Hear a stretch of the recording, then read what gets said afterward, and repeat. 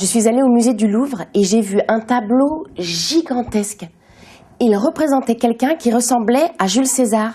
Mais c'était pas lui, c'était Napoléon. Il avait vraiment l'air d'un empereur romain. Tu parles du tableau de David, qui représente le sacre de Napoléon. Tu sais, tes remarques sont loin d'être fausses. Figure-toi que le 2 décembre 1804, Napoléon Bonaparte s'est fait sacrer empereur des Français dans la cathédrale de Notre-Dame de Paris. Et c'est le peintre David qui a immortalisé ce moment dans ce tableau. Et David a arrangé la réalité comme Napoléon le lui a ordonné. Il a rajouté certaines personnes, changé la disposition de certains autres. Il s'est même représenté alors qu'il n'assistait pas à la cérémonie. Et puis, l'empereur était clair quand il a passé sa commande. Le tableau devait montrer la grandeur de l'Empire et le pouvoir de l'empereur. Regarde, quels sont les personnages principaux? On voit un homme qui va poser une couronne sur la tête d'une femme. Cet homme, c'est Napoléon Bonaparte. On le reconnaît car il porte déjà une couronne. Oui, mais ce n'est pas la couronne des rois de France. C'est une couronne de laurier, comme celle que l'on offrait aux empereurs romains. Napoléon a choisi ce symbole pour bien montrer au peuple qu'il n'était pas un descendant des rois de France, mais qu'il était là par la volonté du peuple. Il avait participé à la Révolution française et au début, il défendait les idées de la Révolution. Et la femme, c'est l'impératrice? Oui, elle porte le même manteau que son époux, rouge, symbole du pouvoir, mais pas de fleurs de lys, juste des abeilles dorées, nouveau symbole de l'Empire. Mais ce n'est pas normal que ce soit Napoléon qui la couronne. D'habitude, c'était le pape qui couronnait les rois. Tu as encore raison. Les rois se faisaient couronner par le pape, car leur pouvoir leur venait de Dieu.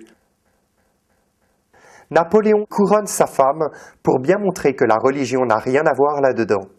Lui seul a le pouvoir. D'ailleurs, le pape Pie VII est derrière lui, assis, alors que l'empereur est debout. Il domine tout le monde. C'est drôle. On dirait que l'empereur est éclairé par un spot. C'est un artifice qu'a utilisé David pour faire de lui le personnage principal du tableau.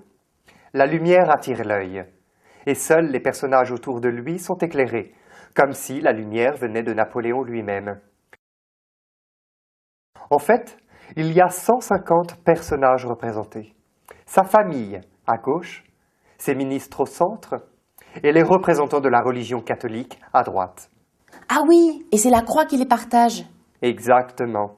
L'État n'est pas encore complètement laïque, mais il prend ses distances avec l'Église. Et que portent les ministres? Des coussins sur lesquels se trouve le sceptre, symbole du pouvoir, et l'épée de Charlemagne, le premier empereur des Français et auquel Napoléon aime à se comparer. Figure-toi que c'est l'un des tableaux les plus grands du Louvre.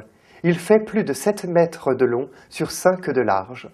Laisse-moi deviner, c'est pour renforcer le sentiment de puissance de l'empereur. Je constate avec plaisir que tu commences à devenir experte en matière d'interprétation d'images. Oui, et je crois qu'il va falloir que je travaille la mienne si je veux passer à la postérité. Il est vrai que bien souvent, l'image reste plus que les faits. Napoléon Bonaparte se fait sacrer empereur des Français à Notre-Dame de Paris le 2 décembre 1804. Au centre du tableau peint par David, c'est Napoléon qui couronne sa femme sous le regard du pape Pie VII.